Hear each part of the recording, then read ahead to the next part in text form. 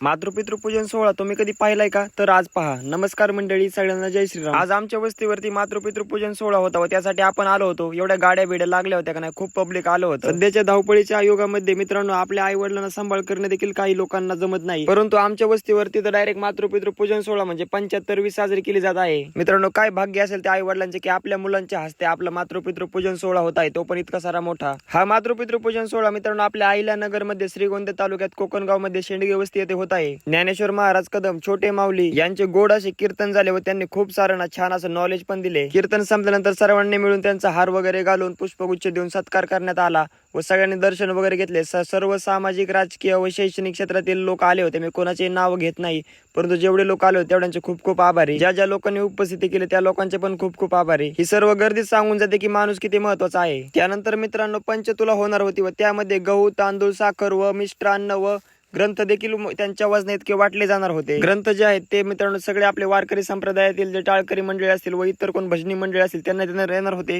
व राहिलेले पदार्थ मित्रांनो आपल्या अनाथ आश्रमामध्ये दान करण्यात येणार होते. हरिभक्त पारायण महादेव महाराज गणपत शेंडगे यांचे 75वी होती मित्रांनो. त्यानंतर 75 दिवे आणून त्यांचं ओवळणी पण करण्यात आली व सकाळी 10 वाजता आपल्या ब्राह्मण काकांनी येऊन त्यांच्यासाठी शतायुष्य लाभण्यासाठी पूजा पण केली होती. मित्रांनो, मी तुम्हाला म्हणत नाही की तुम्ही पण असे मोठमोठे कार्यक्रम करा, परंतु आपल्या आई वडिलांची मान खाली जाईल असे काम तर कधीच करू नका. मित्रांनो, त्या आई वडिलांचं नक्कीच मागल्या जन्मी काहीतरी पुण्य असेल की आपल्या मुलांकडून एवढा मोठा कार्यक्रम थाटामाटात साजरा करण्यात आला. आलेल्या सर्व पाहुण्यांनी त्यांना पुष्पगुच्छ देऊन, हार घालून, काहींनी त्यांना भेटवस्तू देऊन त्यांचा योग्य तो सन्मान केला व दर्शन वगैरे घेतले. मित्रांनो, तुम्ही कोण कोण आलेत या कार्यक्रमाला त्यांनी नक्की कमेंट करून सांगा. आम्ही आलो होतो आणि व्हिडिओ आवडल्यास नक्की व्हिडिओला लाईक आणि जास्तीत जास्त शेअर करा. आपल्या लोकांना पर्यंत व्हिडिओ पोहोचवा. कार्यक्रम पार पडल्यानंतर मित्रांनो खूप गोड असा स्वयंपाक पण होता आणि तो स्वयंपाक आपण सगळ्यांना नाव व्यवस्थित वाढणी वगैरे केली.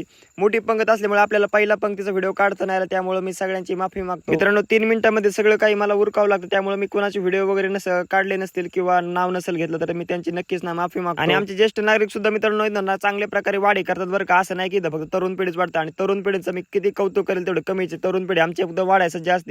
इथं नानांचं आणि मामांचे पण बोलणं चालू होतं. शेवटची पंगत आपली बसली की आपल्याला तरुण पिढी म्हणजे स्वतः भाडेकर पाहुणे वाढू लागले. मस्तपैकी जेवण वगैरे केले.